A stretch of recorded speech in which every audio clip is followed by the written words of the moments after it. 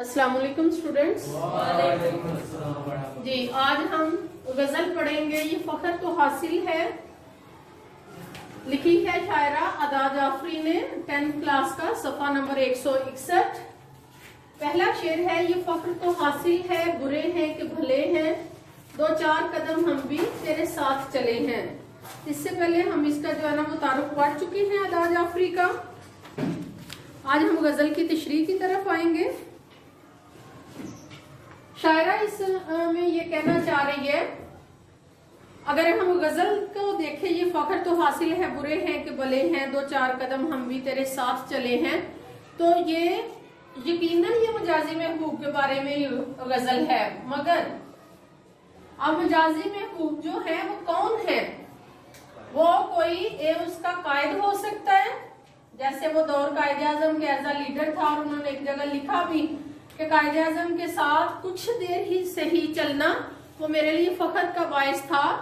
ये अपने वो कायद के लिए, अपने रहनुमा के लिए लिख सकते हैं, अपने किसी दोस्त के लिए शेर वो उन्होंने लिखा है, या इसे मुख्तलिफ तनाजुर में हम लेंगे।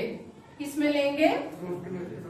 तनाजुर से मुराद ये है कि एक ही गजल की जब हम शरह करते हैं, तशरीह करते हैं, तो हमें अंदाजा होता है कि अगर जैसे मैंने पहले भी मिसाल दी, सकूते डाका पे लिखी हुई जो गजलें हैं, उनकी जब हम अब उसकी तशरीह करते हैं, नई आने वाली नौजवान नस्ल जिन्होंने सकूते डाका देखा नहीं, जिसमें आप और हम लोग जो है ना वो शामिल है, जब हमने वो सान्हा नहीं देखा तो उन्हीं अल्फाज को हम मजाजी महबूब के मुतालिक जो है ना वो इस्तेमाल करते हैं। इसी तरह वो कहते हैं, ये फख्र तो हासिल है, बुरे हैं कि भले हैं, दो चार कदम हम भी तेरे साथ चले हैं। फख्र का मतलब क्या है? नाज करना, अपनी खुशकिस्मती समझना। क्या है फख्र का मतलब? किसी भी चीज के लिए अपनी खुशकिस्मती जब वो समझी जाती है तो उसको कहते हैं कि मुझे इस चीज पे बड़ा नाज है। वो भी नाज करते हुए, फख्र करते हुए, खुशकिस्मती समझते हुए अपने किसी दोस्त, किसी रहनुमा, किसी कायद के मुतालिक वो लिख रही हैं कि ये फख्र तो हासिल है, बुरे हैं कि भले हैं, यानी वो सफर जिसमें हम इकट्ठे थे, चाहे वो किसी कॉलेज का सफर है, चाहे वो किसी सियासत का सफर है, चाहे वो अदबी सफर है। वो कह रही हैं कुछ सफर हैं जो हम किसी गाड़ी पे पैदल तय करते हैं, और कुछ सफर होते हैं जो हम ख्यालाती तौर पर किसी के साथ एक वक्त में चलते हुए तय करते हैं। जैसे मैं आपको मिसाल दूं कि इस वक्त 2022 में हम लोग मौजूद हैं, इस वक्त की जो मौजूदा हुकूमत है उसके मुताबिक हम भी एक सफर कर रहे हैं। मुल्क में महंगाई है या नहीं है, ये जो भी सिलसिले हैं उसके मुताबिक हम ट्रेवल, आप घर से यहाँ तक आए वो आपका सफर था, इन क्लास फेलोज के साथ आप बैठे हुए हैं, आप पूरा साल मैट्रिक करते हैं, ये आपका सफर है। यानी सफर को हम मुख्तलिफ चीजों में जो है ना वो डिफाइन कर सकते हैं। तो कहती है ये फख्र तो हासिल है, बुरे हैं कि भले हैं, यानी जिस सफर की वो बात कर रही है उसमें कहते हैं हमने अच्छा किरदार अदा किया या बुरा किरदार अदा किया। बुरे को आपने मनफी अंदाज में नहीं लेना। बुरे से मुराद ये है कि दूसरों के लिए हम कारआमद साबित हुए। क्या लफ्ज मैंने इस्तेमाल किया है? दूसरों के लिए हम कारआमद साबित हुए, या दूसरे हमारे लिए कोई नेकी कर गए, कोई अच्छी बात, अच्छा कारनामा कर गए, तो इसलिए चाहे हम बुरे थे, चाहे हम भले हैं, दो चार कदम हम भी तेरे साथ चले। ये फख्र तो हासिल है कि जो एक बड़ा काज था, एक बड़ी मंजिल थी जिसमें बाकी लोगों ने भी अपना हिस्सा अदा किया, उस बड़ी मंजिल में कितने कदम हम भी तेरे साथ चले? दो चार मुहावरा है, सिर्फ 2 या 4 कदम चल के वो रुक तो नहीं गए। 2 4 क्या है? मुहावरा है कि बहुत चाहे बहुत थोड़ा सा हमने आपका साथ दिया। एक बड़े जैसे तहरीके पाकिस्तान है, तहरीके पाकिस्तान में जिन लोगों ने कायदे आजम को देखा, उनकी तकारीर सुनी, या मंटो पार्क में जब करारदाद पाकिस्तान मंजूर हुई थी, जो लोग उस पार्क में उस वक्त मौजूद थे, उन्होंने 1-2 नारा ही चाहे लगाया, लेके रहेंगे पाकिस्तान, बन के रहेगा पाकिस्तान। वो लोग बाद में याद करते रहे, गवाही देते रहे कि हम भी उधर मौजूद थे। चाहे वो स्टेज के ऊपर तकरीर करने वाले थे, चाहे वो स्टेज के नीचे सिर्फ और सिर्फ नारे लगाने वाले थे, उस सफर में मौजूद थे। इसी तरह वो कहती हैं कि ये फख्र तो हासिल है बुरे हैं कि भले हैं। इसकी हम मुख्तलिफ अंदाज से तशरीह करेंगे कि अगर मुजाजी महबूबा की भी बात कर रही हैं, जिन्स के हवाले से भी बात कर रही हैं, तो भी वो कहती हैं कि जो मैंने अपने महबूब के साथ 2-4 कदम उसका साथ दिया, उसके साथ चले, चाहे मैं मंजिल पर पहुंची या ना पहुंची, लेकिन जो मैंने उसका साथ दिया, जो हम इकट्ठे थे, उस बात पे आज भी मुझे शर्मिंदगी नहीं बल्कि क्या है, फखर है। और इस फखर को, इन खूबसूरत यादों को याद करते हुए जिंदगी गुजारना उससे भी ज्यादा जो है ना फखर के काबिल है, नाज के काबिल है, खुशकिस्मती के काबिल है। बात की समझ आई? इसके लिए इजाफी शेर हम पढ़ेंगे। तुम तो शायर हो कतील और वो एक आम शख्स। कतील शिफाई आपको पता होना चाहिए कि बड़े अहम शायर है उर्दू अदब के। क्या नाम है उनका पूरा? कतील शिफाई।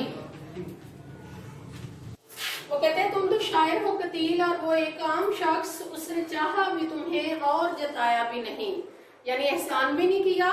इसी बिल्कुल ये उसके साथ जो है ना मुताबिकत रखता है। ये फख्र तो हासिल है बुरे हैं कि भले हैं, 2-4 कदम हम भी तेरे साथ चले हैं। कतील शिफाई का ये शेर याद करें जी। दूसरा शेर है, जलना तो चिरागों का मुकद्दर है अजल से, ये दिल के कमल है कि बुझे हैं न जले हैं। आप उनका अंदाजे तहरीर देखें कितना खूबसूरत है, अपने दिल की बात कह रही है। और अल्फाज का जो है ना वो चुनाव देखें। चिराग, चिराग क्या होता है? चिराग, रोशनी, दिया। दिया साथ हम रोशनी लिखेंगे क्योंकि ये अल्फाज हम इतने इस्तेमाल नहीं करते। दिया। अजल, अजल का क्या मतलब है? जब से ये दुनिया शुरू हुई उस वक्त को हम अजल कहते हैं, यानी दुनिया के शुरू होने का वक्त। और दुनिया के खत्म होने के वक्त को क्या कहेंगे? अब्द कहेंगे। अजल और अब्द दोनों जो है मुतजाद अल्फाज हैं। ये दिल के कमल, कमल क्या है? फूल।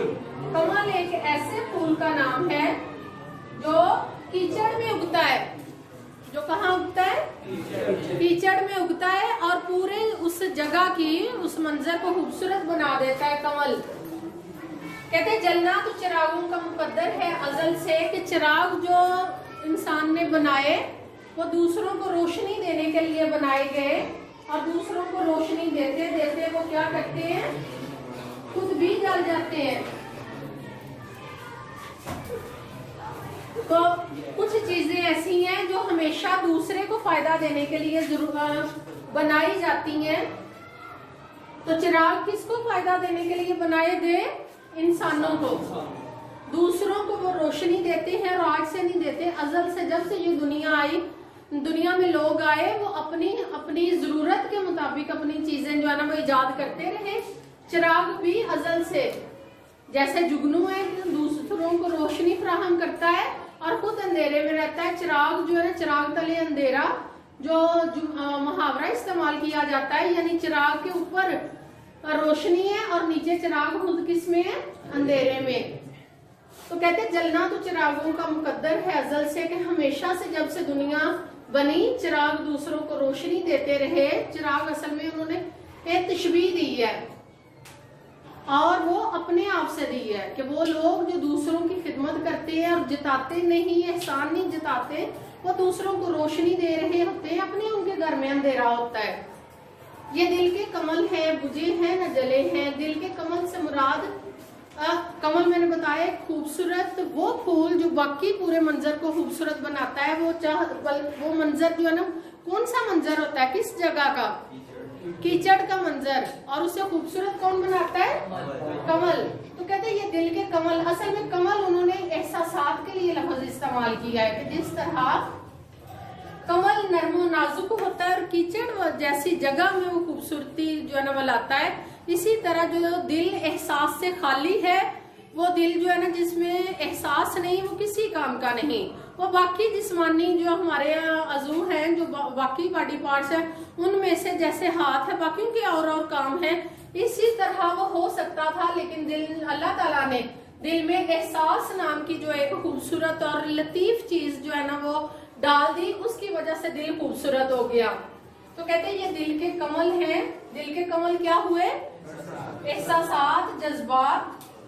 कहते हैं ये इंसान उतना ही खूबसूरत होता है जिसके दिल में दूसरों की खिदमत का जज्बा जितना ज्यादा हो, दूसरों की बात को समझने का, दूसरों का एहसास करने का जिसमें जो है ना वो जज्बा मौजूद है, वो जो है ना वो नेक दिल का मालिक है, वो खूबसूरत दिल का मालिक है। तो कहते हैं ये दिल के कमल है, बुझे हैं ना जले हैं। अब ना तो वो बुझे हैं, यानी खुद सोजी को वो पसंद कर रही हैं। किसको पसंद कर रही हैं? खुद सोजी से मुराद होता है अपने आप को जलाना। हालांकि ये बात अच्छी नहीं है, अपने आप को जलाना अच्छी नहीं है, मगर अपने आप को नुकसान पहुंचा के दूसरे को फायदा देने वाला चिराग, वो उसकी बात कर रही हैं। खुद कीचड़ में रहने वाला, दूसरों को खूबसूरत मंजर पेश करने वाला कमल, वो उसकी बात कर रही हैं कि हम उन लोगों में से हैं कि जो दूसरों को फायदा पहुंचाते हैं, अपने फायदे का ख्याल नहीं रखते। हम वो लोग हैं जो दूसरों के लिए अच्छे मनाजर, यानी दूसरों के लिए अच्छा सोचते हैं, अपने लिए अच्छे का कभी नहीं सोचा। उस हवाले से वो खुद सोजी को पसंद कर रही हैं। वो कहते हैं ये दिल के कमल हैं, बुझे हैं न जले हैं। अब अगर किसी को कोई जख्म लगता है, कोई जगह जल जाती है, वो दिल के जलने की बात कर रही है ना। चिराग अपने आप को इसलिए कह रहे हैं, जैसे वो मीर तकी मीर कहते हैं कि दिल जो है ना बुन बुन के कबाब बन गया है। 9th में आपने गजल उनकी पढ़ी है। तो वो शायर हमेशा, जो मेच्योर शायर है, जो बड़ा शायर है, वो खुद सोजी को पसंद करता है, अपने आप को जलाना पसंद करता है, दूसरों को उसका एहसास तक नहीं होने देता। तो कहते हैं कि मेरे जो दिल के कमल हैं, जो मेरे दिल के जज्बात हैं, वो बुझे हैं ना जले हैं। अब इसको बड़ी बारीकी से समझे, यानी मेरे दिल के जो कमल हैं वो जलते ही रहे हैं। बुझना ना बुझना, इसका क्या मतलब हुआ?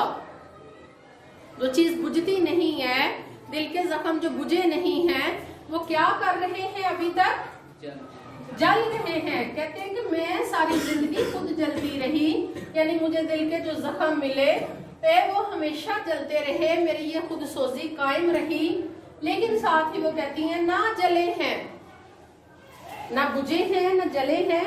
यानी दिल में आपने जो है ना वो पिछली फराग गोरखपुरी की गजल पढ़ी, उसमें भी उन्होंने जो है ना वो क्या बात बयान की थी कि ये जो दिल के जो जज्बात हैं, इसी से मिलती जुलती उन्होंने बात वहां पर भी बयान की कि जो दिल के जज्बात हैं वो जितने जलते रहे, जो दिल में कसक मौजूद होती है, जो दिल में गम मौजूद होता है, जो अच्छा शायर है, बेहतरीन शायर है, वो कहता है उसी से जिंदगी गुजरती है। जो दिल एहसास से खाली, वो दिल किसी काम का नहीं। जो दूसरों के लिए एहसास और जज्बात से खाली, उसकी हमारे पास जगह नहीं। तो कहते हैं जलना तो चिरागों का मुकद्दर है अजल से। पहले उन्होंने ये बात पहले मिसरे में कह दी, एक यूनिवर्सल हकीकत जो है, फैक्ट है, वो बयान कर दिया। साथ ही वो अपने दिल की बात कर दी कि मेरे दिल को जो जख्म मिले वो हमेशा जलते रहे, यानी वो कभी बुझे नहीं।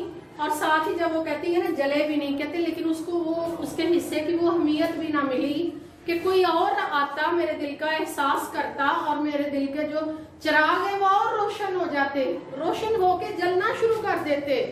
तो कहते वो मेरे हिस्से की जो अहमियत थी वो मुझे कभी नहीं मिली। तो इसलिए दिल के कमल ना तो वो बुझे, ना तो दिल से जो है ना वो जख्मों का जो एहसास था वो कभी खत्म हुआ, और जो रोशन होने थे किसी और ने मेरे साथ जो शेयर करने थे मेरे एहसासात को, और फिर दिल के जो चिराग थे वो सरेआम रोशन होने थे, जलने थे। कहते वो भी ना हो सका, मेरे दिल की बातें मेरे दिल में ही रह गई, ना किसी ने उसको समझा, ना किसी ने उसको तज़किरा किया, और हम खामोशी से ही सफर करते रहे। शेर की समझ आई? अगर किसी बात की समझ ना आए तो फिर कमेंट करके जरूर पूछे।